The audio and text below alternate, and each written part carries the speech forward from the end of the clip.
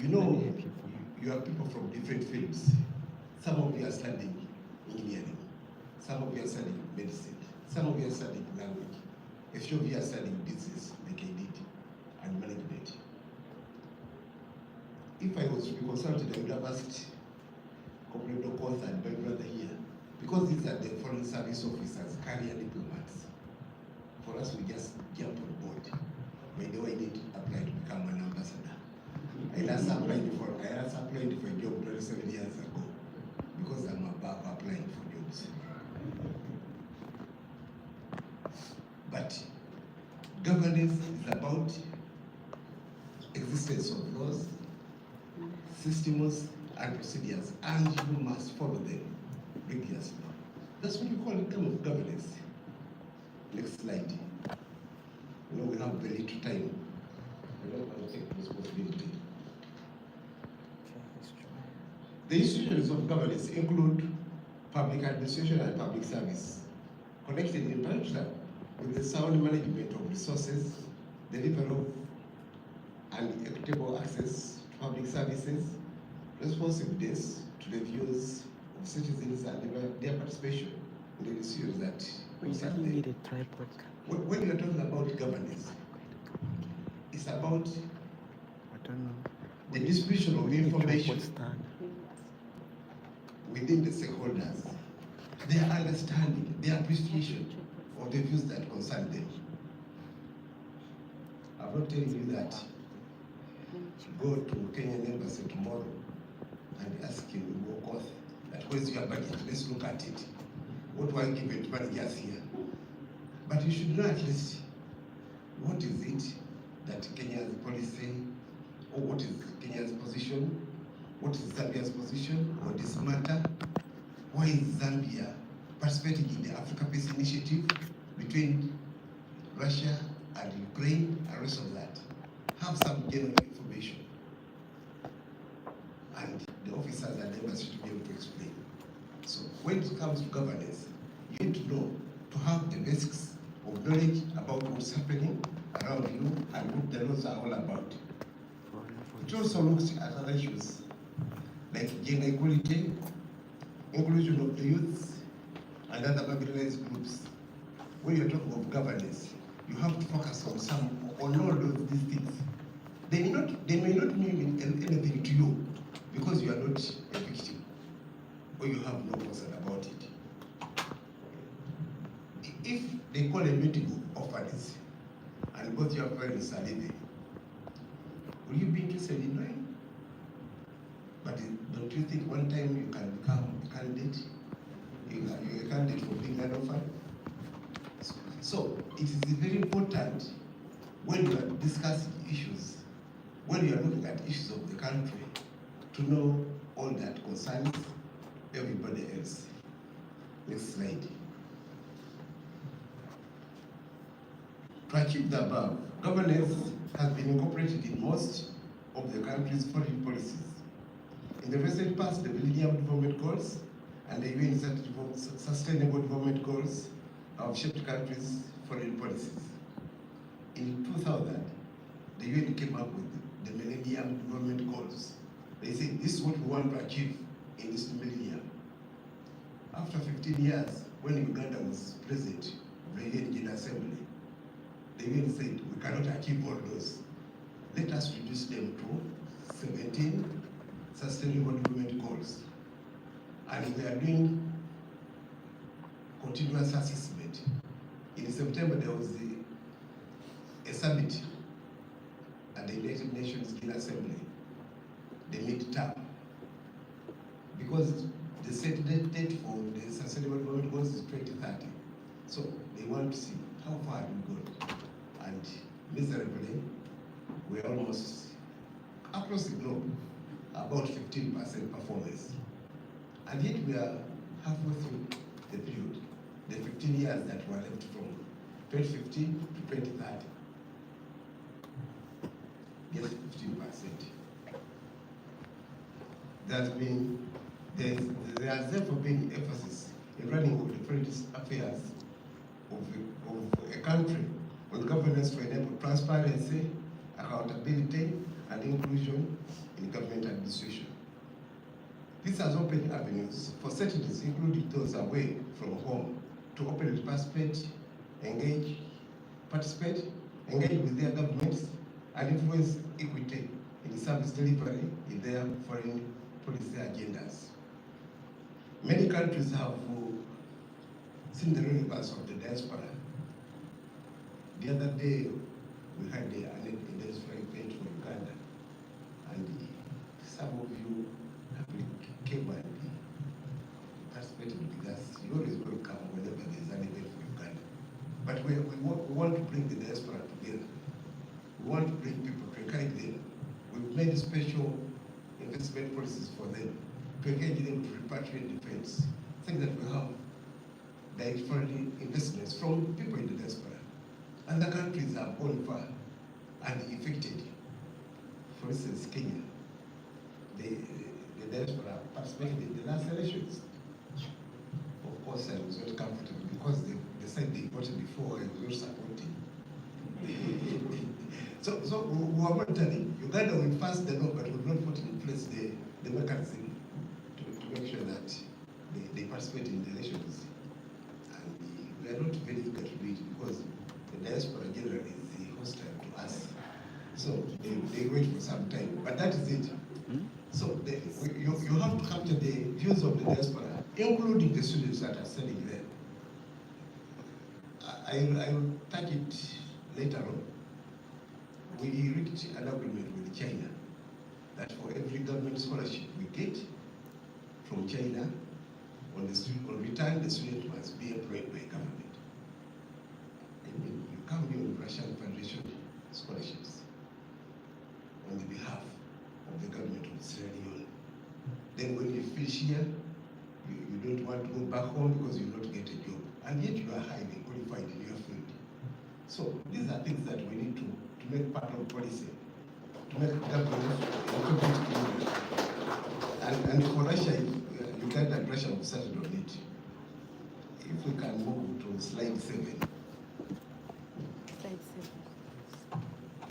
In slide 7, I was saying that there are always two sides to foreign service and diplomacy.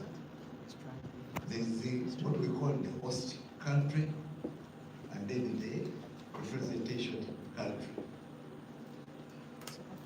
You cannot be, and you cannot practice your policies back home without making reference to the policies of the host country. For instance, if in your country the consent age is 18 or 15, let's say the consent age for your country is 15. In America, if you had an affair with a girl 15 years old, you really don't go to prison for that. You are reprimanded because for them they think they are big enough. In Uganda, you will rot in jail. If not, you'll be prosecuted. You'll be assassinated. Death penalty. As simple as that. So you must understand the policy in the host country, and then interpret it with your own policy back home.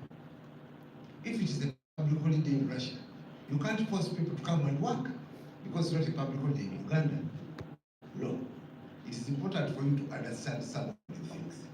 Even you, as students, you need to know so that you separate between what happens back home and what happens here. Next slide. I want to talk a little bit about transparency. Transparency is the principle of allowing those affected by administrative decisions to know about the resulting facts and figures, e.g., national and office budget, and about the process that resulted into those decisions. You know, people always talk of we are transparent, but what is the tail in transparency? I want to say that transparency is for you to be facilitated to know as much as what you are supposed to know. Take note of what you are supposed to know. If you're asking for too much, if you're asking for what you are not supposed to do, then for heaven's sake, you are overjumping your boundaries. You're asking for more than transparency. So just get access to know, not beyond what you are supposed to do, and for purposes of what you want the information for. Transparency governance is therefore where government officials act openly with citizens' knowledge of the decisions of the officials are making. Governments ensure availability of information on government policies and actions. A clear sense of organizational responsibility and an assurance that governments are effectively administered and free of systematic corruption.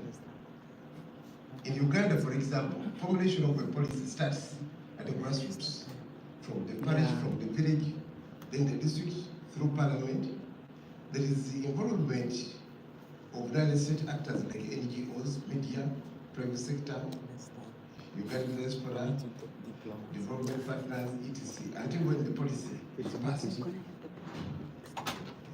His Excellency was giving the example of the Sierra Leonean president, whom you criticize, whom you abuse. My president, they even broke tones. Don't do it here because it may cause you some reasonable problems. So, do it within the limits that are provided for. They are very different from my president. Those people in East Africa know somebody called Kale Kaikura. General Kale Kaikura was the Inspector General of Police, and he was very, very, very tough. Somewhere in my names, there is MKK. So people in my community call me Kale Kaikura. Somebody was saying that if you do different from what you are, if you do something and the Kizige must get you and is caught up in the traffic jam, he will leave his car and jump on a border, this is a motorcycle, jump on a motorcycle, border, to go and work on you. Then come back for the view mic later on. But it's just because I expect nothing but efficiency and effectiveness. I'm very thorough in what I do. If I'm doing a speech, a written speech, I don't do any draft. I just get it from, I write it and that is it. Normally do I read written text. Next slide. In light of the growing relationship between Russia and the African countries, how do we involve the youths? This is a question she put to me. First of all, we need to encourage government and international institutions to hire youths as part of the human resource at all levels. Wherever you see ability, I take the example of the United Arab Emirates. As I told you, I was a minister in Uganda, and I was the former minister for sustainable development goals. In the United Arab Emirates, they have a hub, like a center of excellence for enforcing the sustainable development goals. But the ministers in the United Arab Emirates are people aged between 24 and 34. Young ladies, those who come top of the class in their public universities. They are interviewed and they get Minister of Wellness, Minister of the Future, Minister of Strategic Thinking, Minister. Young people, but very thorough at whatever they do. So we need to involve as many people as possible. In Uganda today, for us who are 60 plus, are seen as the burden, as the wastage. So we have to struggle to keep our positions, to show relevance. And that is the trend. So you have a future if you become relevant when you go back home. You become irrelevant, you will have wasted your time here. Increase youth training in all spheres to enhance their performance and human resource capacities at all levels. just 2 days ago, I made a presentation in the Arctic Conference. Sincerely, I have never known what the Arctic is all about. And then he questioned me on behalf of our African ambassadors to go and make a presentation about Africa's response to the Arctic issues and so that. But because in my work, I've learned to do research. I did research and made a presentation which was rated the best presentation for the conference. So, what we are doing here, you are ability to do research. You have ability to do research. I don't buy phones. I just use basic phones. Because every time I buy an expensive phone, either my son will take it or my wife will take it. That you don't. They say that I don't need them. So I abandoned the idea of buying expensive phones, but research. Support a state society compact and culture grounded in constitutionalism, access to justice, equality, and human rights for the youth. Yes, the youth should know that what their rights are and rights of others, such that they don't overstep their boundaries. We are now on slide 5. Support youth research and exit programs on transparency and good governance practices in their countries. Once you are doing research and publish something that is helpful, you will end up being supported by the government. Actually, you will be invited. Support youth capacity for cross-sectoral, integrated and inclusive decision, policy and lawmaking at all levels. Strengthen the environment for an independent and populistic media for youths in Africa and in Russia, and ensure that the media serve the needs of youths by reflecting the diversity of political views, culture, language, and benefits in both regions. Social media has become an issue now. You know, Excellency, for me, I don't use VPN. Because in Uganda, it is illegal to use VPN. Even here, I understand it is illegal to use VPN. So I said, now, an Excellency breaking the law openly. So I don't use VPN. Wow. So I use social media only for those houses that they need. But you can use social media for meaningful engagement. That's where we need to drive your minds too. Are you sharing research information? Are you sharing topics for discussion? Are you sharing information from one university to another? Then that's positive.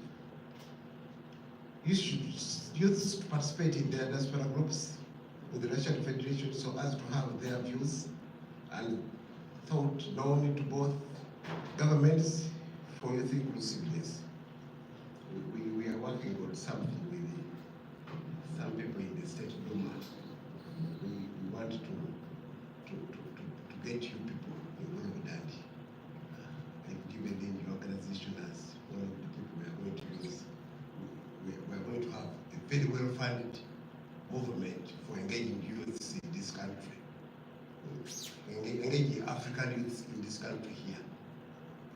Because we need to get you involved in all decisions and with the full knowledge, such that you take decisions from a very informed position.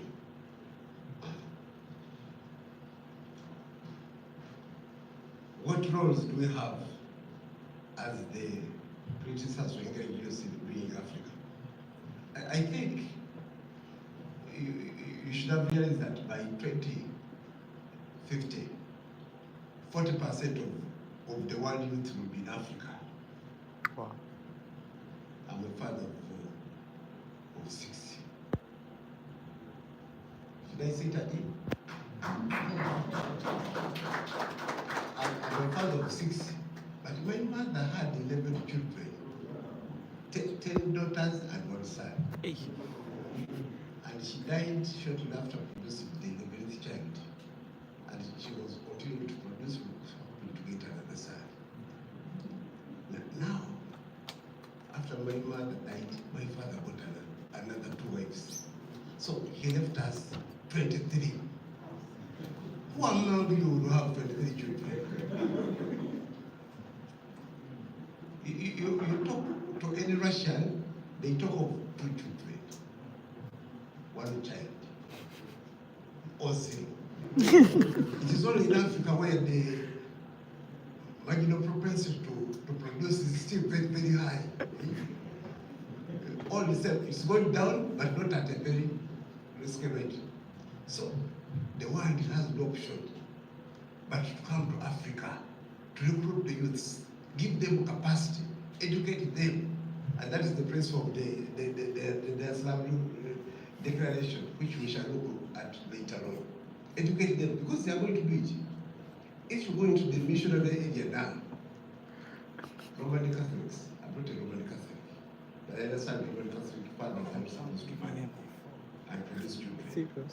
But now if you get an Anglican priest, go to America and leave his family behind, or maybe a wife and 6 children, and then you say, now I'm going to serve as a Roman Catholic priest. They priest him and he will become a Reverend Father. It's happening. Because the missionaries are now coming from Africa. So there is no alternative, but we must engage the youths in Africa. We must give them the means such that we develop their human capacity. The next point, we need to provide it understanding the demands and priorities of the youth at national levels. Countries have included the 2030 Agenda for Sustainable Development and Agenda 2063 relevant to promote the rights of young people and meeting their needs in all their diversity. 2063 is when we shall be making 100 years since the formation of the Organization of African Unity. And there are certain things that we put in place as Africa that by that time we should have achieved so and so and so and so.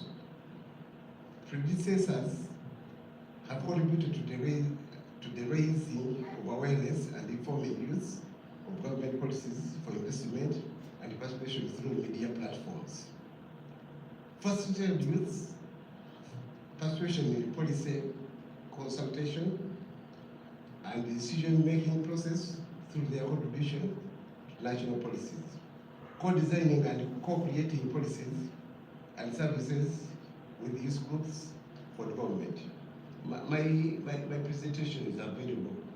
I'm sure she'll give it to you as and when you like it. But let me go to the last speech, just sharing messages for empowerment. The last slide. And these are quotations, they are not mine, but they are very useful. Fools multiply when wise men are silent. That's not me, that's not Mandela, but I entirely agree with him. So when you become silent, the fools in your villages will multiply and they will swallow you. So when you go back home, share the information you have. The second one, our children may learn about heroes of the past. Our task is make ourselves architects of the future. That is Jomo Kenyatta. The other, Jomo, not Uhuru, but the original Kenyatta, that's what he said. After rain comes sunshine. After that, this comes the glorious dawn. There is no sorrow without its alloy of joy. There is no joy without its admixture of sorrow. Behind the ugly mask of misfortune lies the beautiful, soothing countenance of prosperity. So tear the mask. That is the Obafemi Awolowo, one of the first presidents of Ghana, of Nigeria. Then look at this one, by one of my best leaders. Treat every part of your town properly, because the pad that wipes your buttocks today may wipe your face tomorrow. That's Robert Mugabe. In other words, whatever you do it cautiously, because tomorrow it might be the thing that you need to make out of the bad situation. As we let our light shine, we unconsciously give others permission to do the same. Lastly, Africa is wealthy in natural resources. The problem is they are not optimally utilized. Yoweri Museveni, President of Uganda. Once again, that is it. But thank you for this opportunity. I always like interacting with young people, and my office is open to you anytime you come. But just know, I think I should mention this. Yesterday I received a WhatsApp message from a student, a Ugandan student. He said, I'm so I'm doing law and I want to do a internship at the embassy. Is that possible? Wow. I can't respond to such a message. It is too informal. It is too informal. Be more formal when you are dealing with us. We are diplomats. We are excellences. We are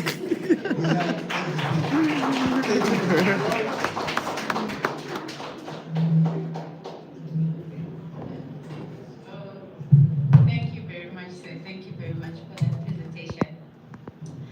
Okay, so I'm going to invite a girl who's going to do a poem on wisdom. Just to have a mic. You can come.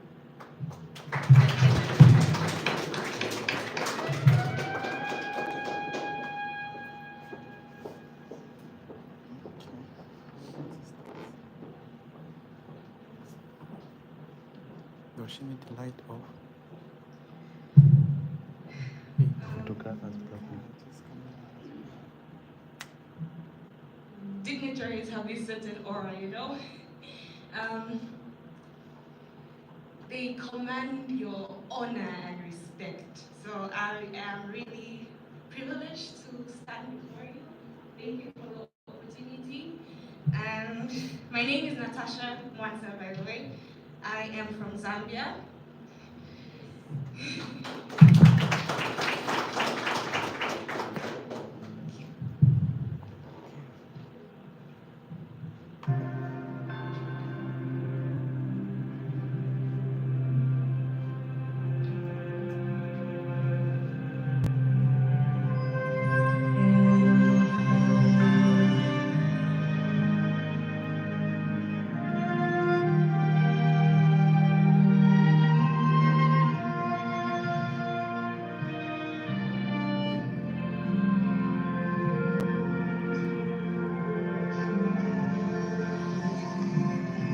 Where can I find her? I searched the scrolls of the dead and the blackest of darkness. The deep seas were void of her. All mortals couldn't comprehend her, worth none among the living. The people of old, gray-haired men, wisdom-toothed folks, with no glimpse of her. Is she found in the number of books you've read, or the multitudes and aptitudes you've had to earn from her? I have heard of well-read fools and common sense that's uncommon to many. Where can I find her? Far beyond the moon, the stars, or maybe in the galaxies. Way beyond the universe. I walked the path of those who sought wisdom. He held my hand and he led me down the narrow path, a sacred path that only a few have treaded. He led me to the gatekeeper. If wisdom was more precious than rubies, I believed it because her gates were adorned with all the precious stones, and out of nowhere the gatekeeper chanted, pure, peaceable, considerate, submissive, full of mercy good fruit, impartial, sincere, impartial, good fruit, full of mercy, submissive, considerate, peaceable, pure. He chanted again, but this time louder and confident. Pure, peaceable, considerate, submissive, full of mercy, good fruit, impartial, sincere. Almost as if he meditated these 8 principles for a lifetime, for generations and generations, to a point that he embodied every single one of them. And as he spoke every word, his form changed. What a sight to behold. Wisdom sometimes is bound in pain. In passionate pursuit of love, wisdom is found in love. Sacrifice a sincere desire to be a blessing to your family, a blessing to your nation, a blessing to the world. Sometimes wisdom looks like patience. It looks like creativity and innovation. Sometimes wisdom looks like your dreams and visions. Wisdom can be obtained. And if wisdom can be obtained, I want her. In all colors and forms, I need her. And even if I will have to take the narrow path where a few have treaded to find her, I will walk that path to the end of time until she graciously presents me with a precious crown. Wisdom is the jewel I seek. Thank you.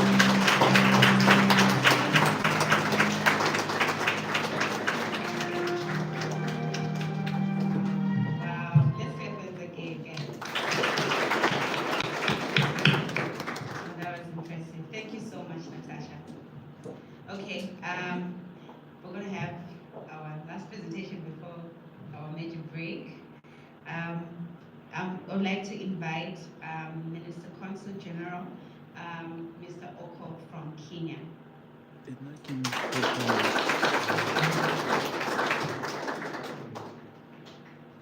No presentation.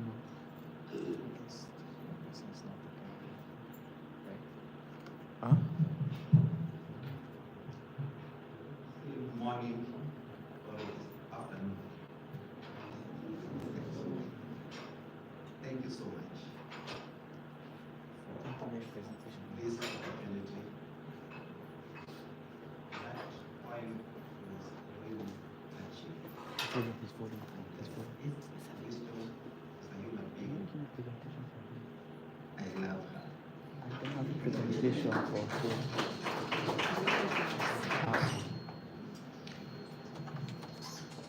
I want you to stand up. I'm sorry for commanding you, but I'm a diplomat. Very polite, even in commanding. I just want you to stand up wherever you are.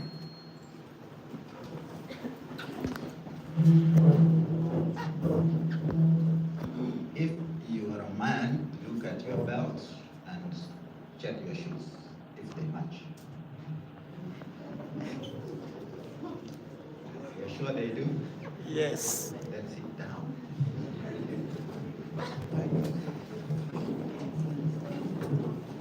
That is leadership. I'm not Because seeing it. you have to know how to match your dress. Tell him it is not. It's part of leadership. Tell him The how other thing because that we cannot see. I have also noted, Your Excellency, let me appreciate you because in diplomacy, Check you too. we have to recognize our leaders. Let me check. I really appreciate you and thank you so much for being here. If you're sitting next to a lady, just say hi to them. No, this is the phone call. No, I was seated there and I was looking at the ladies that you have. Africans are beautiful ladies. But this is the problem now. They have to take their phone. They see.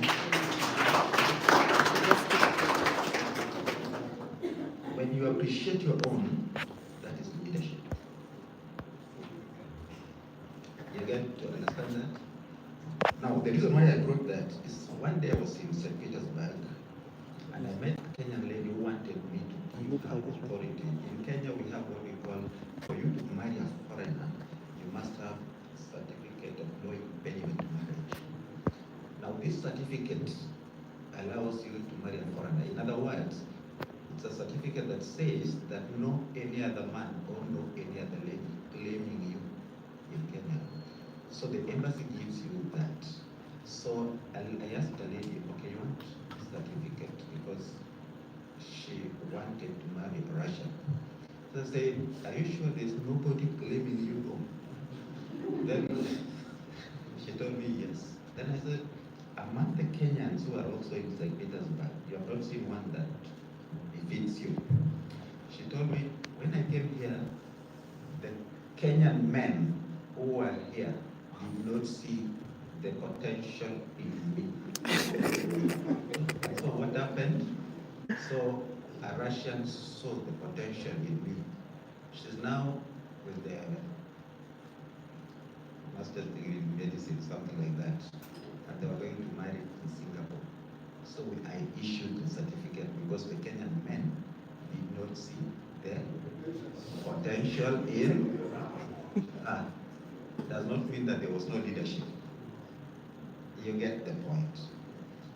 I'm sorry I don't have slides because I want to share with you this story. I am not really a politician, but politics revolves around me. I create leaders. Even when I was a student, I went to school outside the country, just like you people are now outside here. I used to campaign for people and they used to win position.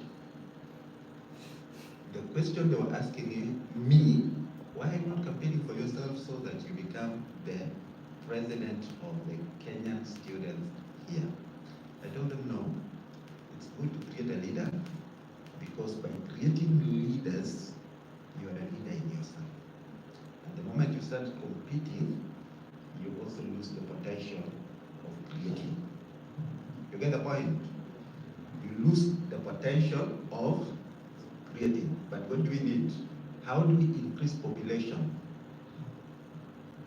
How do we increase population of asking? It's by creating. If you stop creating, you lose the potential of increasing your population. So it does not mean that you have to be the chairman or the president of this association for you to be somebody. But it can also be very important for you to help in creating so many presidents within this organization. When you create more, it becomes so beautiful. When I was a student, just like some of you, by the way, I want to appreciate you, Your Excellency, for organizing. I was a leader of a leader, but I was the director of Diaspora Directorate of the Ministry of Foreign Affairs in Kenya. And at that point, I was a very junior officer. Now I'm very senior. Oh, sorry, don't see me like this. Now I'm very senior. When I was very junior, I went to address members of parliament of Tanzania in some place. It was a select committee on diaspora issues because they wanted to set their own perspective in Arusha. And so when I went there, I had two cards. One was because I was very junior in our ministry, so I had one card, and then I had another card to go and present to them that this is my business card. We seem to be very senior. Now when I was talking to these members of parliament, one of them was the daughter to the former president of Tanzania, Mwalimu Nyerere. Now when I was talking to them, you know something gets to your mind that you're addressing the daughter to a farmer. Now I told them that I am the director from Kenya. I'm not a member of parliament, I'm not a politician, but I'm here to tell you on how to address issues of diaspora. So I helped them to set up their diaspora, the Ministry of Foreign Affairs. I helped Uganda to set their diaspora, the Ministry of Foreign Affairs. I helped Ghana to set their diaspora. They are very smart. In fact, they even moved ahead of Kenya. I helped Namibia to set their diaspora. Now, what am I saying? When you create more leaders, then you have the potential to move and to move ahead. Now, let me tell you something about you people who are in the diaspora. The only thing that you lack is that you don't want to know how your country is doing, but you would love to know how where you are is doing. When you talk about investment, I've been walking around, when I was when I used to visit so many countries. I went to the US, I visited so many countries.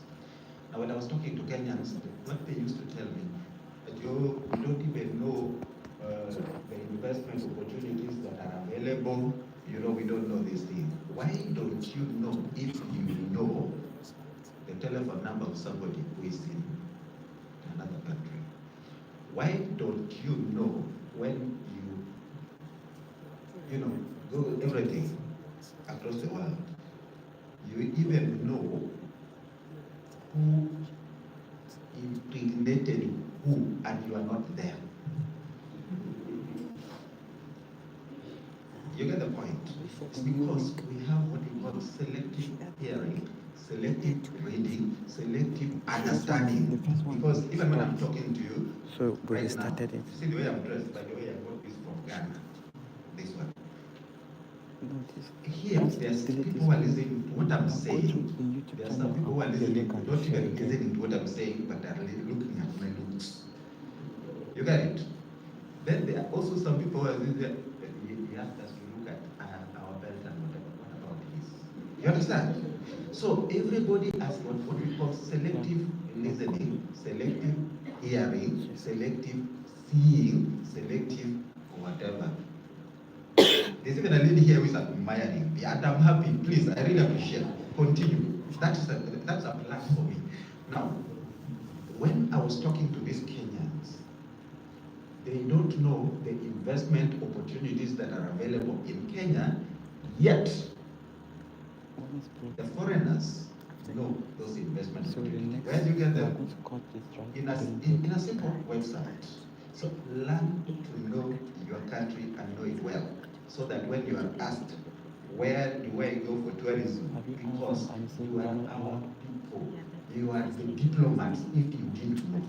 It's only that you are not trained, we are not paying you, but you are the diplomats. You are the ones who are supposed to serve your country. That is leadership. Getting to know. When I'm talking to Russian, they ask me, all of them, different ones. Some of them ask me about, I want to go to Kenya as a tourist. I want to go to Kenya to invest. I want to go to Kenya to open a university. I want to go to Kenya to do this, blah, blah, blah. I'm one person, but I can answer all those questions. One person. One day somebody asked me in Australia, I also served in Australia. He came to me and I was told to go and do, he requested me to go and do a presentation for 300 people. What they told me, to go and talk about we have animals moving from Kenya, they go to Tanzania, they cross over always, sometime. Now, it's in Masai Mara. Personally, I've never been to Masai Mara.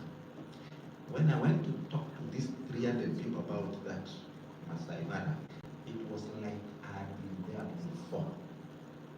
In fact, I even convinced myself that I think I've been there. Maybe I didn't know. Maybe I didn't know. Why? Because a diplomat must understand virtually everything. No, you are also a diplomat. It's only that you don't have those credentials that we have. What can you say about your country? Do you know your country well? is leadership. Leadership is knowing what you are. That's why I told you, look at the lady next to you before you decide who to marry. Then you get to appreciate that Africans have the best. Jesus. The beautiful ladies that I just wanted to look at you. And by the way, what I know about African ladies, even when they become so old, you can still see the previous beauty in them. The previous beauty in them. I saw it in my grandmother before she died. I was thinking, hey, even my grandfather was not at all. If she went for this lady, this man was just a man. So, so what I'm saying is, when you learn to know your country and appreciate and you know how to sell it, because a country is a product. At the end of the day, a country is a product. And what sells a country is the people in that country. That means that it is you to understand, if you're coming from Ghana, what is the beauty? Don't magnify on the negativity, the negative thing that happens in Ghana. I was in Malaysia when we had a very bad post-election violence in Kenya. I think that was the first one. I think the last one. It was very bad. Everybody knew it in the world. I was summoned by the Minister of Foreign Affairs of Malaysia. They told me, your government is killing people. I asked them, how many are the dead? They told me, there are so many, we are still in the grave. But why don't you ask me? Because I'm a Kenyan. Yes, something bad is happening in my country. But you are telling me this stuff. Because the number of Kenyans who died on the TV, CNN and BBC were millions.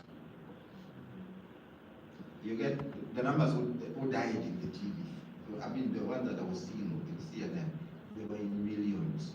But the actual number that I was told to go and present to the whatever were 1,000 and something. So I told them that, listen, kindly talk to somebody to get the honest opinion, because one life is very important. So I cannot justify that it was just 1,500. Those 1,000 were human beings.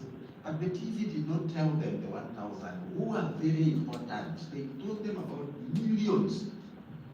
Which means that the population of our country are that very good. So what I want you to do, get part of your leadership. Don't wait to be appointed or be elected like that, so that you think that I'm waiting to become elected or to be appointed to be a leader. You are a leader right now. And sometimes you will be the one to be asked to give the true picture of what is happening in Kenya or what is happening in your country. You understand?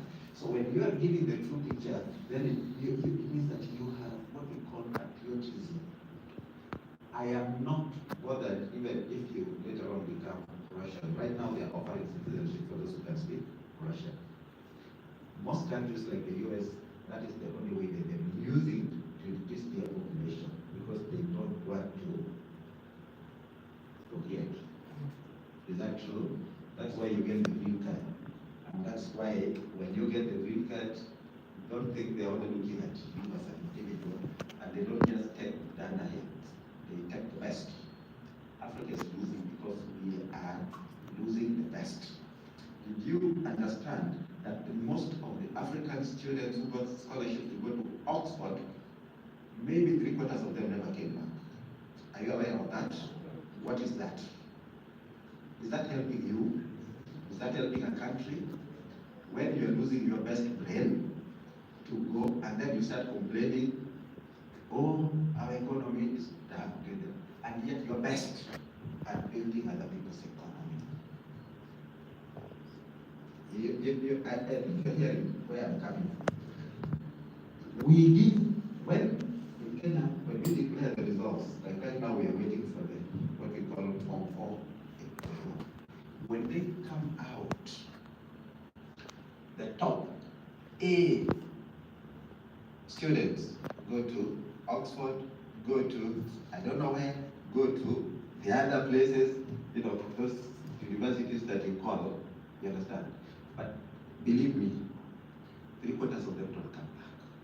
So if you give out your A's, where do you want your economy, how do you want your economy to grow? How do you want your health sector to grow? 3/4 of the cancer patients in Kenya, and I believe in Africa, go to India. Is it true? Why? Yet we have the best doctors, African doctors who are in the US. Why? It's because we don't appreciate our own. It's because we think our economy cannot pay us what we are worth. So we are rushing to go to places where we can be paid where we are worth. But you're leaving your parents dying. But you're leaving your brothers who never went to that aid dying. So are you beneficial to them? That is lack of leadership. You get the point? That is lack of leadership because you don't appreciate your own. I'm not saying that you go to an economy that is not paying you, but I'm just saying that learn to build back, giving back to the society. We will still send our A students. Why?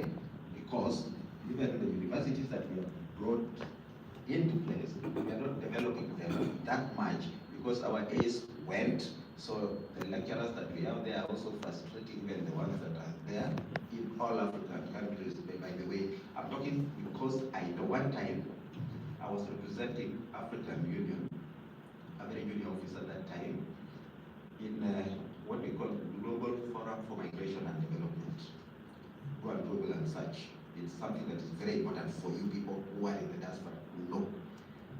I went to a place called Puerto Vallarta in Mexico.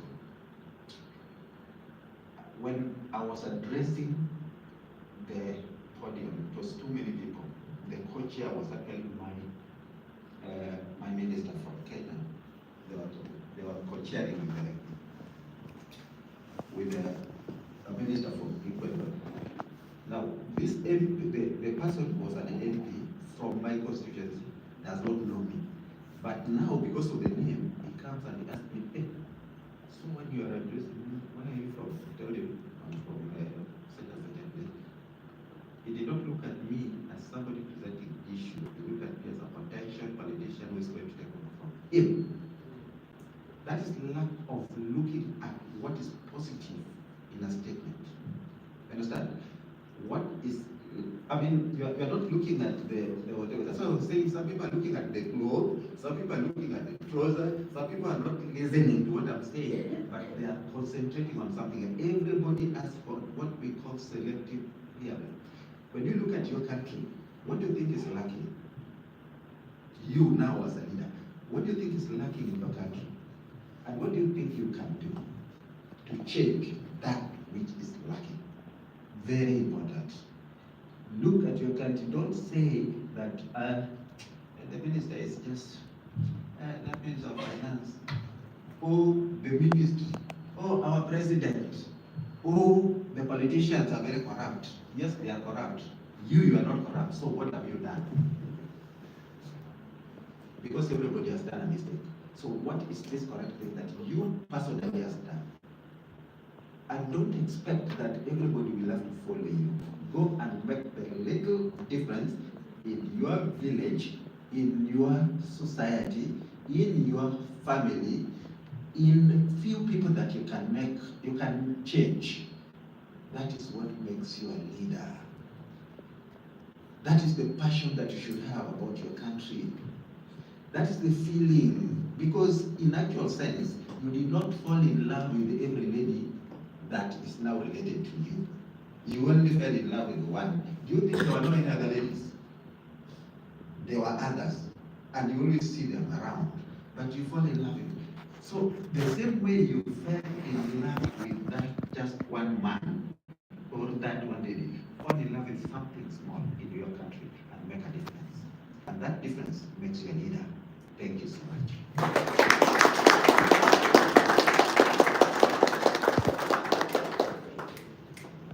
Thank you so much, Seth, for that powerful speech. Okay.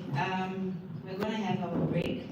So everyone remain seated. Your food is gonna come here. But I would like to escort our diplomats outside where they're going to eat.